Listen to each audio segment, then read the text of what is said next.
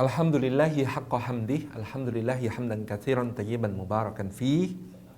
Nahmaduhu wa nasta'inuhu wa nastaghfiruhu wa nastahdihi wa natubu ilaih. Wa la na'budu illa iyyahu wa natawakkalu alaih. Allahumma fasalli wa sallim wa barik ala sayyidina wa habibina wa syafi'ina wa maulana Muhammad wa ala alihi wa ala ashabihi wa dzurriyyatihi wa man tabi'ahum bi ihsanin ila yaumina hadza wa ba'di. Hadratul afadil, para hadirin hadirat peserta kajian kita sore hari ini, segala puji kita haturkan kehadirat Allah Subhanahu wa taala atas segala nikmatnya membimbing kita hingga diperjumpakan di dalam majelis ilmu pada sore hari ini, meskipun hanya secara daring, secara online. Mudah-mudahan tidak mengurangi semua keutamaan bermajelis ilmu yang akan kita raih di sisi Allah Subhanahu wa taala. Mudah-mudahan setiap langkah yang kita tempuh menjadi pemudah jalan kita menuju ke surga. Dan duduk kita semua mudah-mudahan duduk yang menjadi taman di antara taman-taman surga, tempat Allah mencurah-curahkan rahmatnya, menaungkan sayap-sayap malaikatnya, menurunkan sakinah ke dalam hati kita, dan menyebut-nyebut nama kita semua dengan bangga pada makhluk-makhluk mulia yang ada di sisinya. Alhamdulillah kita berhimpun di salah satu hari terbaik di antara hari-hari Allah, di hari Arafah pada tahun 1441 Hijriah ini, di mana di hari Arafah ini Allah Subhanahu wa taala mendengar doa-doa kita.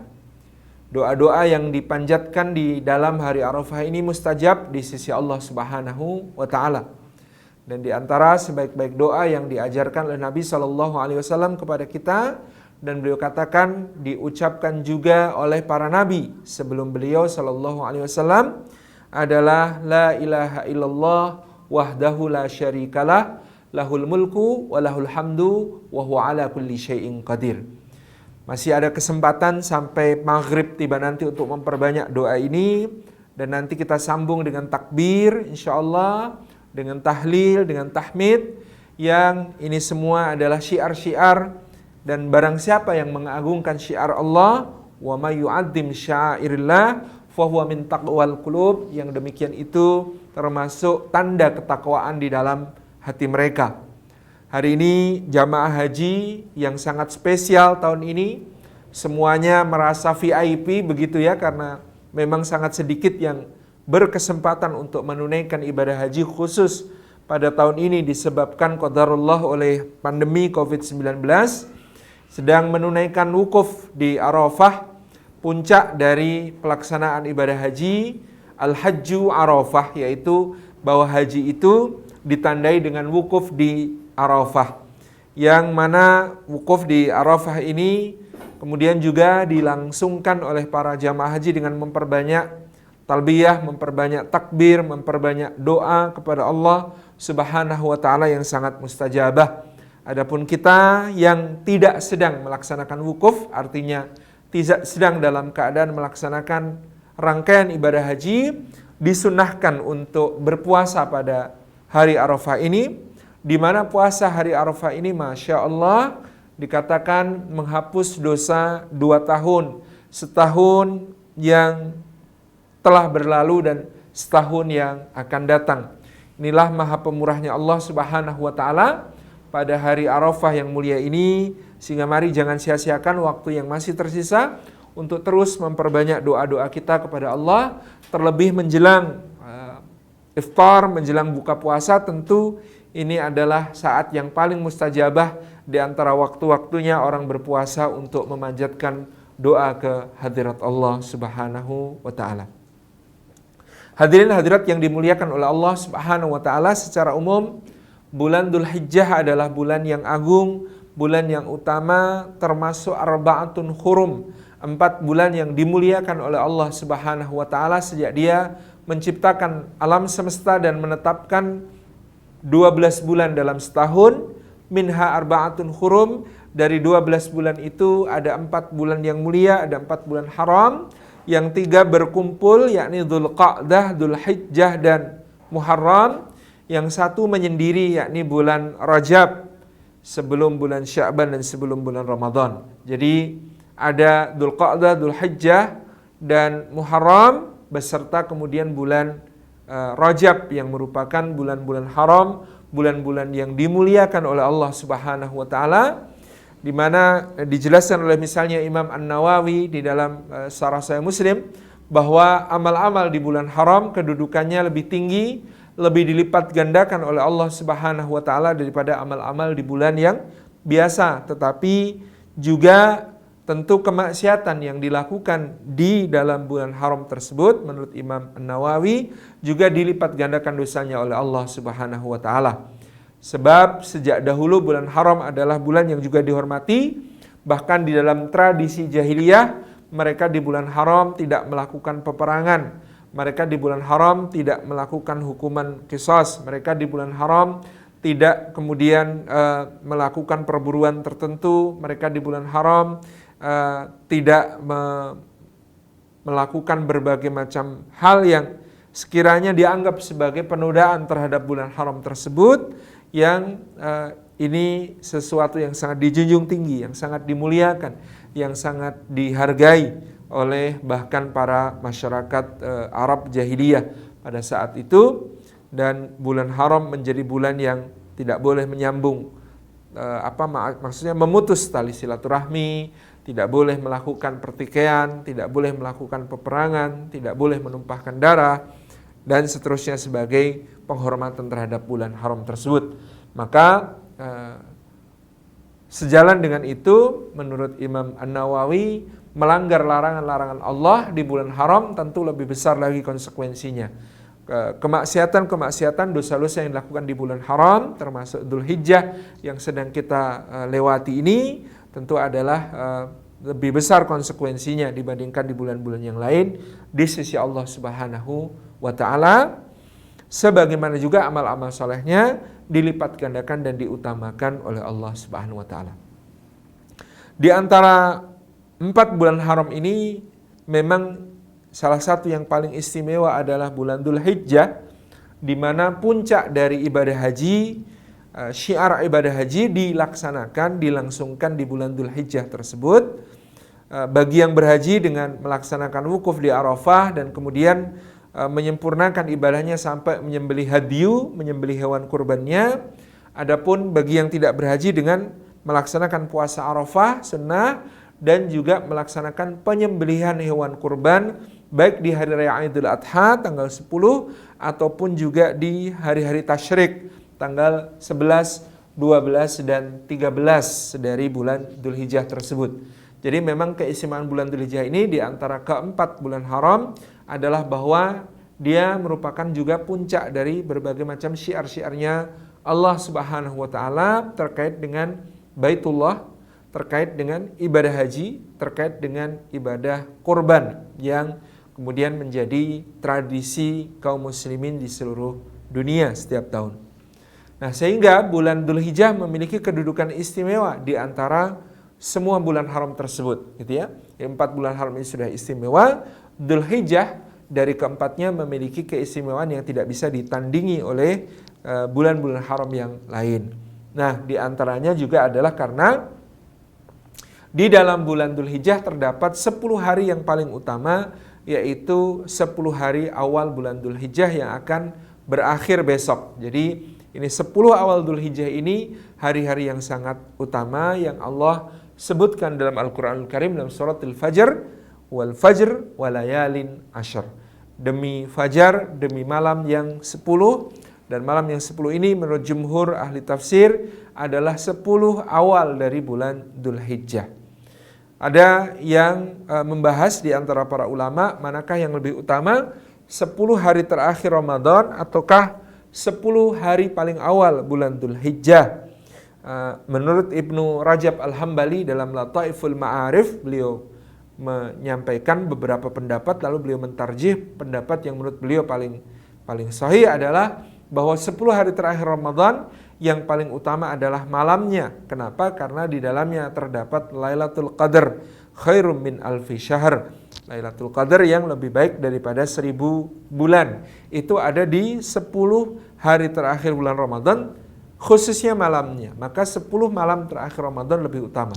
Tapi untuk siangnya, maka dikatakan 10 hari awal Dzulhijjah lebih utama, terutama pada siangnya. Ini karena hadis Nabi SAW, beliau bersabda, ma min ayyamin al-amalu salih fihi, itu ya, tidak ada hari-hari yang amal-amal saleh di dalamnya ahabbu ilallahi min hadzal ashr, lebih dicintai Allah Subhanahu wa taala daripada 10 yang awal dari Dzulhijjah ini. Dikata beliau SAW, tidak ada amal apapun itu ya yang mampu menandingi amal-amal di 10 hari pertama bulan Dzulhijjah. Mamin ayamin, dan tidak ada hari-hari al-amalus salih fiha, amal saleh di dalamnya ahabbu ilallah, lebih dicintai oleh Allah min hadzal ashr, dari 10 awal bulan Dzulhijjah. Jadi 10 awal bulan Dzulhijjah ini amal-amal di dalamnya meskipun hanya amal yang kecil dinilai sangat besar, dinilai sangat agung, dinilai sangat mulia di sisi Allah, yaitu amal yang predikatnya amal dicintai Allah. Kan amal itu ada amal yang sah. Nah, sebelum amal yang sah, di bawahnya ada amal tidak sah, ada amal ditolak, gitu ya. Ada amal tidak sah, ada amal ditolak, ada amal sah. Nah, ada amal yang sah. Sah itu artinya ya dia memenuhi syarat dan ketentuannya, itu ya, rukun-rukunnya sudah sah. Tetapi soal diterima atau tidak belum tentu. Di atas amal yang sah ada amal yang makbul atau amal yang diterima oleh Allah Subhanahu wa taala. Di atas amal yang makbul ada amal yang mardha, yang diridhoi oleh Allah Subhanahu wa taala. Di atas amal yang diridhoi ada amal yang muhib, yang dicintai oleh Allah Subhanahu wa taala, yang muhab, yang paling dicintai oleh Allah Subhanahu wa taala. Jadi ada amal yang sah. Nah, sah itu berarti kita sudah memenuhi syarat dan rukunnya, teman. Soal diterima atau tidak di sisi Allah belum tahu. Yang kedua, ada amal yang makbul, diterima oleh Allah. Ada amal yang mardha, diridhai oleh Allah Subhanahu wa taala. Ada amal yang dicintai oleh Allah Subhanahu wa taala. Jadi 10 hari awal bulan Dzulhijjah ini ada amal yang bukan cuma sah, bukan cuma diterima, bukan cuma diridhoi, tetapi dia amal yang dicintai oleh Allah. Dan yang 10 hari ini tidak ada yang menandingi, tidak ada hari-hari lain yang amal-amal di dalamnya lebih dicintai oleh Allah Subhanahu wa taala daripada amal-amal kita pada 10 awal bulan Dzulhijjah ini. Qalu, para sahabat waktu itu bertanya kepada Nabi SAW, wala jihadin fi sabilillah ya Rasulullah, apakah juga tidak bisa disaingi dengan jihad fi sabilillah di bulan yang lain ya Rasulullah? Jadi apakah amal-amal yang dicintai di bulan Dzulhijjah itu meskipun kecil, itu tidak bisa dikalahkan juga dengan jihad fi sabilillah ya Rasulullah? Maka Nabi SAW menjawab, wala jihadin fi sabilillah, dan tidak pula bisa disaingi oleh jihad fi sabilillah. Jadi amal apapun di 10 hari awal bulan Dzulhijjah ini soal dicintai Allahnya, bahkan tidak bisa dikalahkan oleh jihad fi sabilillah, gitu ya. Illa man kharaja min baitihi binafsihi wa bi amwalihi, kecuali orang yang keluar dari rumahnya dalam niat jihad fi sabilillah, dia membawa nyawanya, jiwanya, dan seluruh hartanya, gitu ya. Tsumma lam yarji, kemudian tidak ada yang kembali min syai'in, dari sesuatu apapun. Jadi orang yang berangkat jihad ini membawa seluruh hartanya, membawa jiwanya, nyawanya, kemudian dia berperang fi sabilillah, mengorbankan semuanya, tidak ada yang kembali, baik dari nyawanya juga tidak kembali, hartanya juga tidak kembali, gitu ya.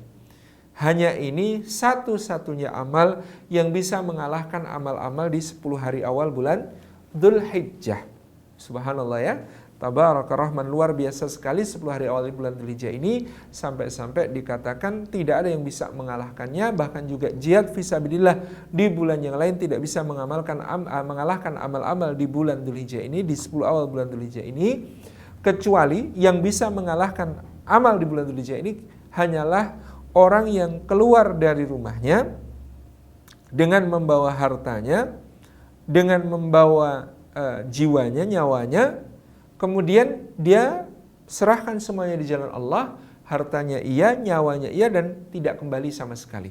Ini hanya dengan amal seperti ini, amal-amal di awal bulan Dzulhijjah ini bisa dikalahkan.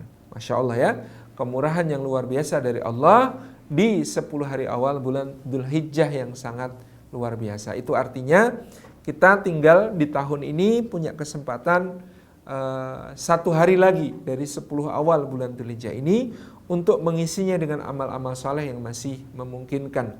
Bagi yang punya kelapangan harta, di antara amal yang paling utama untuk ditunaikan di hari raya Idul Adha, di hari tanggal 10 bulan Dzulhijjah itu, amal yang paling utama adalah amal menumpahkan darah hewan korban, mengalirkan darah hewan korban. Maka kalau masih punya keluasan, kelelapangan, siapa tahu ada yang ingin berkurban, coba cari panitia yang masih menerima penyaluran hewan kurban, masih menerima sahibul kurban yang akan mendaftar, supaya kemudian kita betul-betul optimal di 10 hari awal bulan Dzulhijjah ini, dengan puncak besok dengan melaksanakan penyembelihan hewan kurban.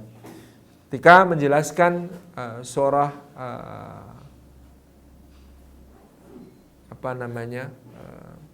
Al-Kautsar, Imam An-Nawawi menjelaskan ayat inna a'tainakal kautsar fasholli li rabbika wanhar inna syani'aka huwal abtar. Inna, sesungguhnya kami wahai Muhammad sallallahu alaihi wasallam, a'tainaka, telah memberikan kepadamu al-kautsar. Makna asli al-kautsar adalah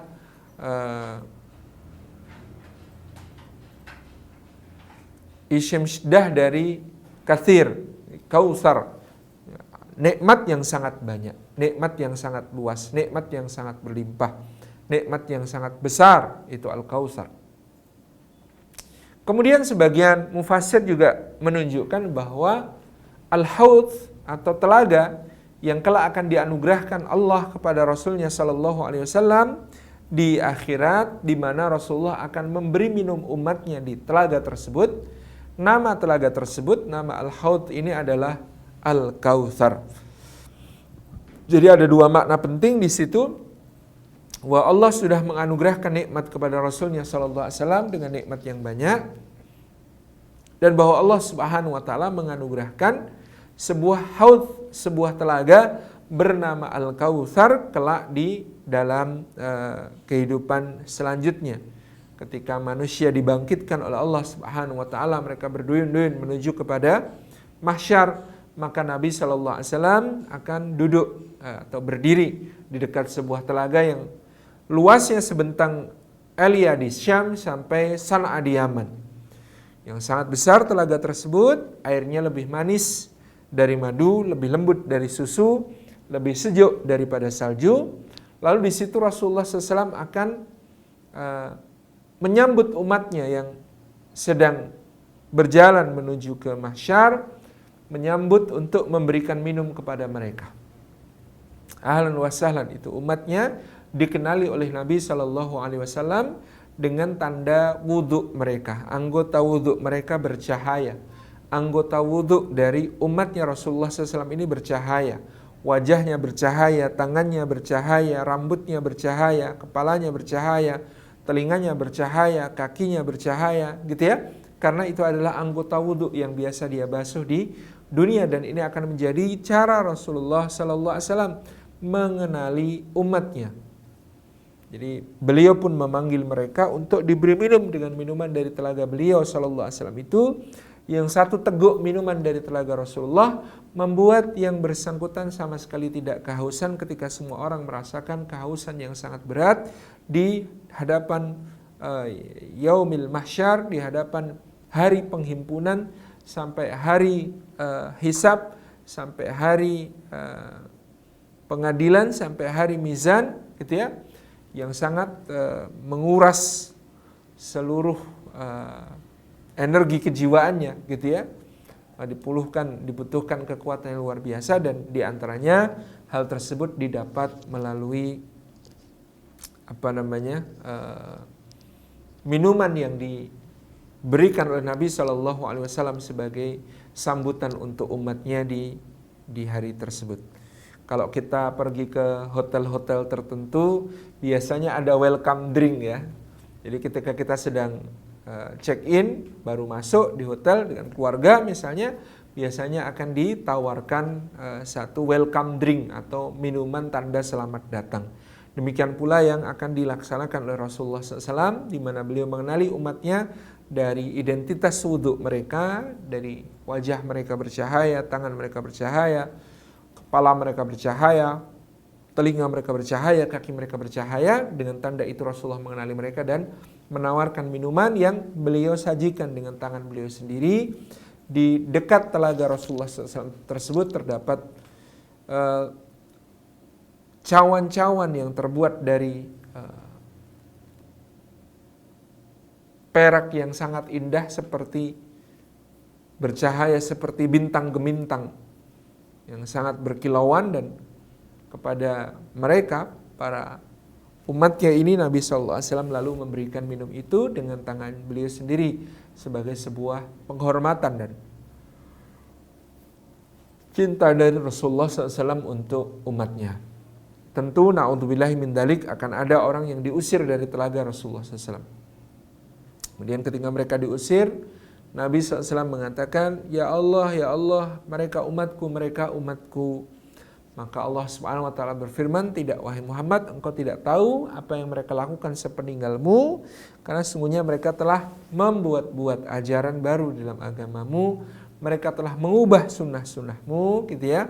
Mereka telah berbuat melenceng jauh dari apa yang engkau teladankan. Ini jadi naudzubillahi min dalik, kita sangat berharap kita termasuk orang-orang yang disambut oleh Rasulullah SAW di Telaga Kautsar, di Al-Haud, lalu diberi minum oleh beliau, dan kita pun diperjumpakan dengan para salafus salih, orang-orang terdahulu yang telah mendahului kita dengan keimanan dan membawa berbagai macam pelajaran.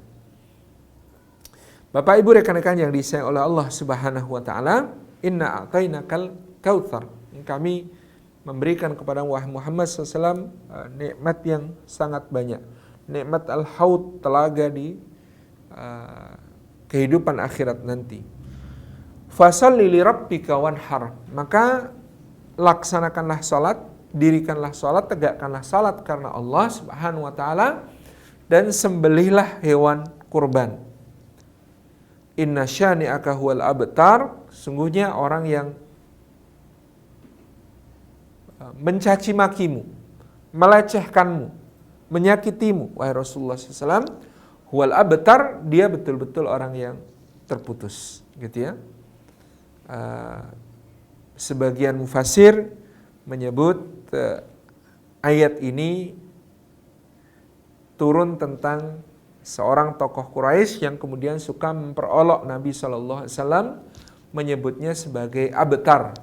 Abtar ini maknanya orang yang terputus nasabnya, terputus jalur keturunannya, diantaranya karena misalnya punya anak hanya perempuan, sehingga tidak punya jalur nasab lelaki yang meneruskan namanya. Jadi dulu orang Arab kalau anaknya cuma perempuan yang dianggap berarti nasabnya putus, karena tidak bisa menyambung-nyambung nama anak keturunannya. Nah, jadi dahulu makanya yang namanya memiliki anak laki-laki itu satu prestis yang lebih dibandingkan memiliki anak perempuan, karena memiliki anak laki-laki bisa menyambung nasabnya. Adapun Nabi SAW saat itu putra beliau yang laki-laki yakni Al-Qasim sudah meninggal. Demikian pula putra beliau yang lain yang lebih kecil yang juga laki-laki, Abdullah yang dikenal sebagai At-Tahir atau At-Tayyib, juga sudah meninggal di waktu kecil. Maka beliau tinggal memiliki 4 orang putri, 4 orang anak perempuan. Mereka adalah Zainab, Ruqayyah, Ummu Kulsum, dan Fatimah. Lalu tokoh Quraisy ini, gitu ya. Jadi nama tokoh Quraisy ini menurut satu riwayat adalah Ubay bin Khalaf. Nah, Ubay bin Khalaf atau dalam riwayat lain adalah Nadhar bin Haris, gitu ya. Tokoh ini suka mengolok-olok Rasulullah SAW dengan kata-kata abtar. Kalau bahasa kita sekarang mungkin minggir, abtar mau lewat. Orang yang terputus jalur keturunannya. Orang yang terputus nasabnya ini mau, kata mereka, ini mengolok-olok Nabi SAW. Maka Allah Subhanahu wa taala mengatakan inna syani'aka huwal abtar, orang yang mengolok-olokmu justru dia nanti yang akan terputus. Gitu ya. Nah, maka kita ketahui di dalam perang Badar, tokoh-tokoh yang suka melecehkan Nabi SAW, memusuhi Nabi SAW, itu mayoritas tewas di peperangan Badar. Abu Jahal tewas, gitu ya. Kemudian juga ada Utbah bin Rabi'ah juga tewas, Umayyah bin Khalaf, gitu ya, tewas, Syaibah bin Rabi'ah tewas, gitu ya. Dan banyak lagi tokoh-tokoh Quraisy lain yang tewas di dalam peristiwa perang Badar tersebut. Adapun orang-orang yang tewas ini rata-rata namanya masih berlanjut karena mereka masih mendapati punya anak laki-laki dan bahkan anak laki-lakinya kelak kemudian masuk Islam dan menjadi penyambung dari nasab mereka. Misalnya di keluarga Abu Jahal ada Ikrimah bin Abi Jahal, kelak ketika Fathu Makkah dia masuk Islam, setelah Fathu Makkah dia masuk Islam, kemudian bahkan menjadi seorang panglima muslim yang sangat brilian, seperti juga Khalid bin Al-Walid. Ikrimah bin Abu Jahal kemudian gugur syahid di dalam peperangan Yarmuk yang ada di menghadapi bangsa Romawi. Namanya harum sebagai kisah tentang orang yang melaksanakan puncak dari ukhuwah, yaitu Itsar, di mana ketika beliau itu menjelang wafat, beliau kehausan dalam keadaan terluka parah, lalu meminta air. Ketika air didatangkan, dia mendengar suara saudaranya yang lain yang terluka parah juga, ini kehausan.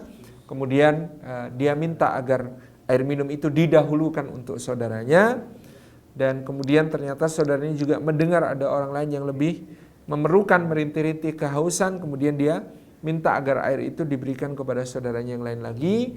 Dan ketika sampai pada orang ketiga, ternyata orang ketiga sudah meninggal. Balik ke orang kedua sudah meninggal.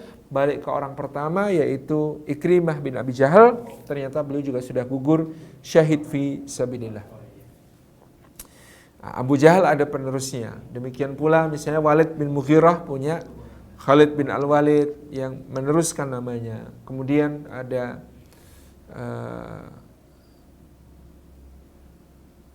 Uqbah bin Abi Mu'aid, masih ada anaknya yang kelak juga masuk Islam dan menjadi seorang panglima muslim, meskipun awalnya bermasalah, seperti Walid bin Uqbah bin Abi Mu'aid, gitu ya.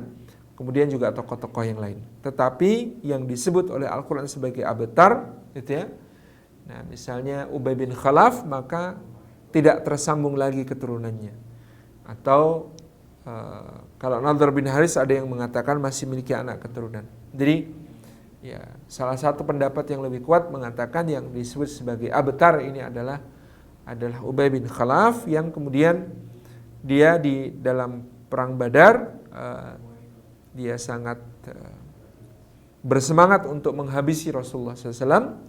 Ketika sudah berhadapan, kemudian Nabi SAW justru bersabda, bahkan aku yang akan membunuhmu. Lalu beliau mengayunkan pedangnya dan mengenai tubuh dari tokoh Quraisy ini. Lalu tokoh Quraisy ini hanya terluka sedikit, akan tetapi dia kemudian menjadi ketakutan bahwa luka itu akan menyebabkan kematiannya. Dan betul, dia justru kemudian keluar dari medan perang, melarikan diri ke tempat yang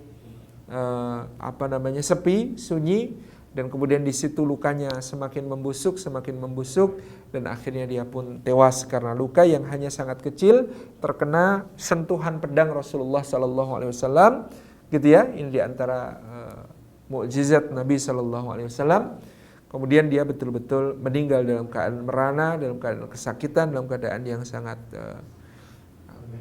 parah, gitu ya, tragis, gitu. Padahal dulu dia mengolok-olok Nabi SAW dengan olokan sebagai abtar. Inilah balasan yang setimpal untuk orang tersebut yang telah menjuluki Rasulullah dengan julukan-julukan yang buruk.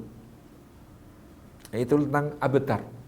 Nah, Al-Imam An-Nawawi ketika mengatakan fasalli li rabbika wanhar, maka sholatlah untuk Rabbmu dan sembelihlah hewan kurban. Nah, memang kata nahar itu khusus menurut sebagian ulama adalah tentang unta. Ya, bedanya unta dengan kambing, sapi atau kerbau adalah cara menyembelihnya. Cara menyembelih unta disebut sebagai nahar. Maka yaumun nahar atau hari nahar itu adalah hari menyembelih unta dalam rangkaian prosesi ibadah Idul Adha. Jadi disebut nahar menyembelih unta karena unta ini tidak dibaringkan ketika menyembelihnya, tetapi unta ini cukup disayat bagian lehernya, maka dia kemudian akan rebah sendiri. Jadi ini di antara keistimewaan binatang unta. Sebagian ulama mengatakan inilah hebatnya unta yang telah ditundukkan oleh Allah Subhanahu wa taala untuk menjadi pelayan bagi seluruh keperluan-keperluan manusia. Jadi keperluan-keperluan manusia dipenuhi oleh unta karena Allah yang menundukkannya, bukan karena manusia yang mampu untuk menundukkan unta. Tapi di dalam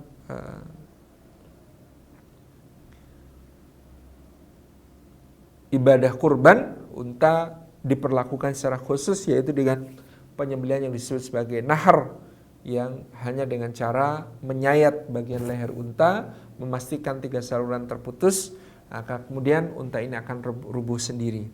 Ini berbeda sekali dengan sapi yang harus istilah Jawanya dijagal.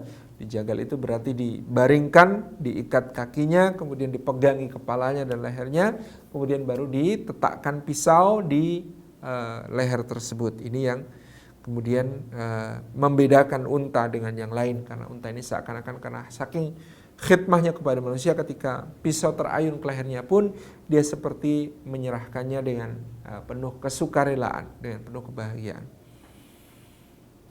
Rekan-rekan yang disayang oleh Allah Subhanahu wa taala, fasholli lirabbika wanhar.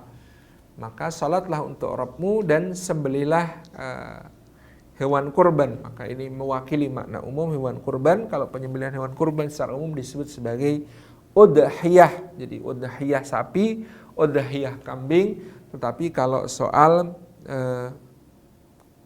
nahar, maka itu khusus untuk hewan unta yang memang sangat istimewa.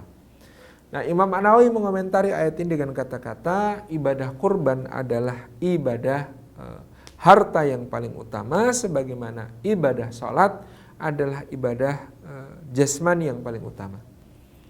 Jadi ayat ini fasholli lirabbika wanhar menunjukkan sholatlah untuk Rabbmu dan berkurbanlah, yakni sholat menjadi amalan badan atau amalan jasad yang paling utama, sementara wanhar atau sembelihlah hewan kurban itu menjadi ibadah harta yang paling utama. Jadi tidak ada amal harta yang lebih utama dibandingkan berkurban pada hari di mana dilaksanakan syiar ibadah kurban, yaitu di tanggal 10 Dzulhijjah maupun juga di hari-hari tasyrik tanggal 11, 12 dan 13 Dzulhijjah. Nah, rekan-rekan yang disayang Allah, sekali lagi semua keutamaan ini menunjukkan kepada kita betapa ruginya orang-orang yang menyia-nyiakan bulan Dzulhijjah, yang kemudian menyepelekan bulan Dzulhijjah sehingga kemudian mereka lalai dari melaksanakan syiar-syiarnya, baik di 10 awalnya, juga pada hari Idul Adha dan juga hari-hari tasyriknya, bahkan keseluruhan bulan Dzulhijjah ini jangan sampai menjadi kelalaian kita. Barangkali sudah ada hari-hari terlewat dari bulan Dzulhijjah yang berlalu dengan penyesalan kita, kurangnya kita membaca berbagai macam zikir yang disunnahkan oleh Nabi SAW, kurangnya kita mengisinya dengan amal-amal saleh seperti yang dicontoh kalau Nabi SAW. Misalnya contoh Nabi SAW itu beliau biasa berpuasa Arafah, tapi juga beliau berpuasa Tarawiyah tanggal 8 Dzulhijjah. Kemudian juga beliau berpuasa dari awal bulan Dzulhijjah juga. Pernah disampaikan Bunda kita Aisyah bahwa Rasulullah mempuasai semua hari-hari awal bulan Dzulhijjah. Jadi tanggal 1 sampai 9 itu berpuasa dengan niat puasa bulan Dzulhijjah, tanggal 8-nya dengan niat Tarwiyah, tanggal 9-nya dengan niat puasa Arafah. Sementara tanggal 10 itu hari masih dimulai dengan keadaan berpuasa, yakni Rasulullah mensunahkan untuk tidak makan dan minum terlebih dahulu sebelum menunaikan sholat Idul Adha. Jadi seakan-akan pagi hari Idul Adha itu disunahkan masih dalam keadaan berpuasa. Ini yang menjadi kebalikan dengan sholat Idul Fitri. Kalau Idul Fitri untuk betul-betul menandai berakhirnya bulan Ramadan, maka disunahkan makan pagi atau sarapan terlebih dahulu sebelum menuju ke tanah lapang tempat dilangsungkannya sholat Idul Fitri. Jadi kalau sholat Idul Fitri, sebelum berangkat sholat, sunnahnya makan dulu. Tetapi kalau sholat sunnah Idul Adha, maka yang disunahkan oleh Rasulullah SAW adalah justru berangkat dalam keadaan perut kosong. Bukan berarti semalaman tidak boleh makan. Mungkin diniati dengan makan sebelum subuh tidak masalah. Makan dan minum sebelum subuh tidak masalah. Bagian dari seakan-akan seperti masih sahur gitu ya. Diniati masih hidupkan syiar 10 hari awal Ramadan seperti seakan-akan mau puasa. Seakan-akan loh ya. Kemudian nanti berangkat sholat id, melaksanakan sholat id, baru sudah sholat id kemudian dia makan dan minum seperti sunnah Nabi SAW. Bahkan Nabi SAW itu di antara sunnahnya, kata Anas ibnu Malik, adalah beliau makan pertama di tanggal 10 bulan Dzulhijjah, makan besar pertama di tanggal 10 bulan Dzulhijjah itu makan dengan daging kurbannya. Nah ini kalau panitianya gesit sih insya Allah tidak ada masalah ya. Maksudnya misalnya pembagian daging kurbannya bisa dilangsungkan sesegera mungkin setelah sapi disembelih dan segera ditangani, lalu kemudian distribusi sudah berjalan sejak pagi seperti kalau kita laksanakan di Jogokarian. Tentu sunnah Rasulullah untuk setelah sholat id itu yang dimakan pertama oleh beliau adalah daging hewan kurbannya untuk mencari keberkahannya. Ini bisa kita lakukan. Tetapi kalau tidak, ya tidak mengapa. Contohnya, waduh kalau nunggu dari masjid dibagi hewan kurbannya, itu baginya bisa setelah asar. Nah kita masa nunggu gitu ya, nunggu mau makan aja harus setelah asar, setelah daging kurban sampai. Tentu tidak diharuskan demikian, tetapi jika mampu, jika memungkinkan, tentu lebih utama mengikuti sunnah-sunnah Rasulullah SAW. Jadi berangkat sholat Idul Adha dalam keadaan perut kosong, dalam keadaan belum makan, belum minum, baru kemudian setelah selesai sholat id, menyimak khutbah, lalu dia bisa makan dan minum. Terutama disunahkan kalau makan dan minumnya adalah dengan menikmati daging hewan kurbannya yang dia sembelih. Ini sebagai sebuah bukti tabarruk, mencari keberkahan dari hewan kurban yang boleh tersebut.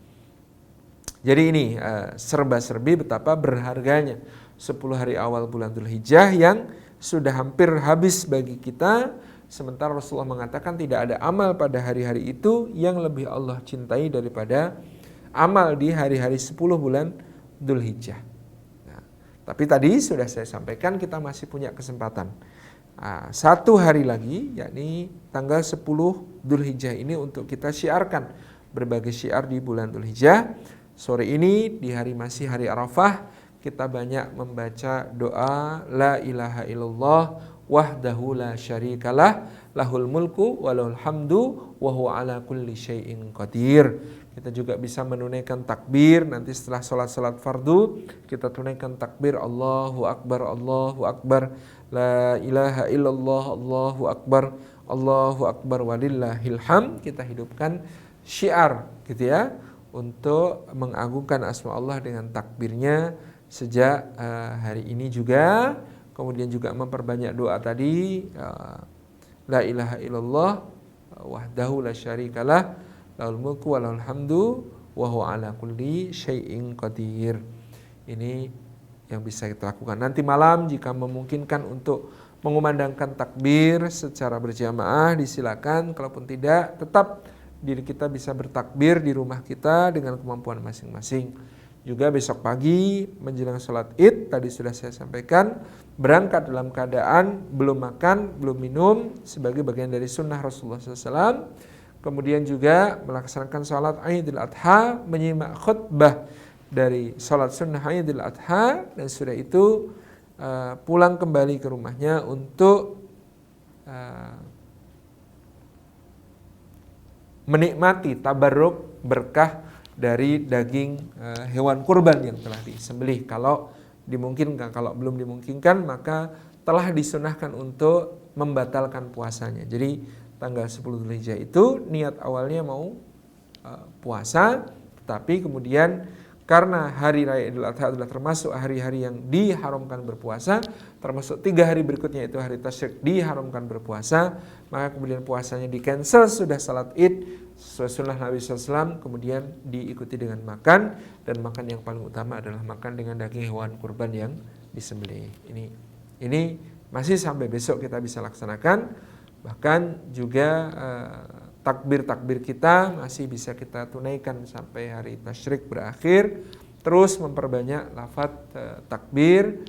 Kemudian juga kita bisa melaksanakan penyembelihan hewan kurban baik di tanggal 10 bulan Dzulhijjahnya maupun tanggal 11, 12, 13 sebagai hari tasyrik.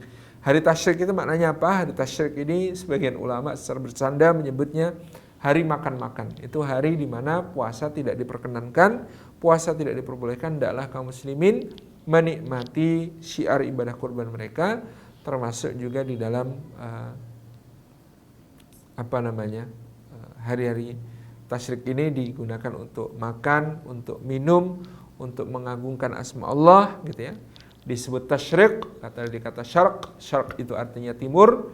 Ketika matahari terbit, dia terbit dari arah timur, karena dahulu jamaah haji itu menunggu matahari terbit dari timur untuk menjemur daging-daging hewan kurbannya supaya awet, atau juga menjemur kulit-kulit dari hewan kurban yang mereka sembelih supaya bisa disamak nantinya. Jadi ini asal kata dari tasyrik.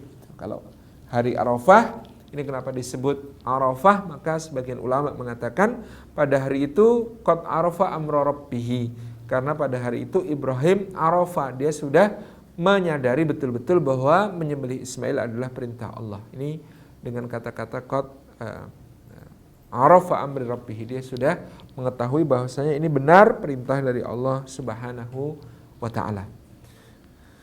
Kemudian ada hari Idul Adha, hari untuk udhiyah, hari untuk kurban, di mana kemudian di situ dilaksanakan juga berbagai sunnah dari sejak salat Id sampai menyembelih hewan kurban sesuai tuntunan Rasulullah Sallallahu Alaihi Wasallam. Nah, bagaimana yang merasa tidak optimal dengan hari-hari bulan Dzulhijjahnya yang sudah hampir lewat ini? Kita masih punya bulan Dzulhijjah yang spesial. Sepanjang bulan Dzulhijjah ini bisa memperbanyak untuk memperbaiki diri, untuk memperbaiki keadaan di sekitarnya, untuk kemudian juga memelihara adab-adabnya kepada Allah dengan menjauhi segala larangannya dan melaksanakan segala perintahnya, karena itulah yang paling utama. Keluar dari bulan Dzulhijjah, alhamdulillah kita masih punya 1 bulan lagi yang bernama bulan Muharram, dan itu masih juga merupakan salah satu di antara bulan-bulan yang ada di dalam bulan haram, bulan mulia di antara 4 bulan, dan di situ Allah melipat gandakan pahala, dan Allah Subhanahu wa taala juga melebihkan dosa jika kita durhaka kepadanya. Nauzubillahi min dzalik. Demikian yang dapat kita sampaikan kiranya tentang keutamaan bulan Dzulhijjah, dan masih ada kesempatan bagi kita untuk mengisi bulan Dzulhijjah yang tersisa ini dengan kebaikan-kebaikan, dan mudah-mudahan Allah menerima semua amal kami dan amal Bapak Ibu sekalian. Taqabbalallahu minna wa minkum. Mudah-mudahan Allah menerima amal kita semuanya, amal kami dan amal Bapak Ibu sekalian, dan mudah-mudahan Allah Subhanahu wa taala menganugerahkan kepada kita ampunannya, menganugerahkan kepada kita taufiknya, menganugerahkan kita berbagi bimbingannya, termasuk semuanya mudah-mudahan terbimbing untuk kelak menjadi tamu Allah, bertamu kepada Allah dengan membawa melengkapi syarat dan rukunnya dan melaksanakan manasik-manasiknya. Dan kalaupun belum bisa bertamu pada Allah, maka mudah-mudahan bisa menjadi satu ibrah, satu hikmah, satu pelajaran penting yang kita ambil, kita petik dari kisah Nabiullah Ibrahim alaihissalam dan keluarganya, bahwa yang namanya ketaatan kepada Allah itu tidak bisa ditawar. Cinta kepada Allah harus dibuktikan dengan lebih mencintai Allah dan Rasulnya di atas segala yang lain, gitu ya. kemudian mengambil pelajaran dari Ibrahim dengan terus berprasangka baik kepada Allah, Allah pasti membukakan jalan keluar dari pintu-pintu kesulitan yang menghadang kita di setiap bagian kehidupan. Jazakumullah khairan, demikian yang dapat kita sampaikan. Mohon maaf atas segala yang kekurangan berkenan. Wassalamualaikum warahmatullahi wabarakatuh.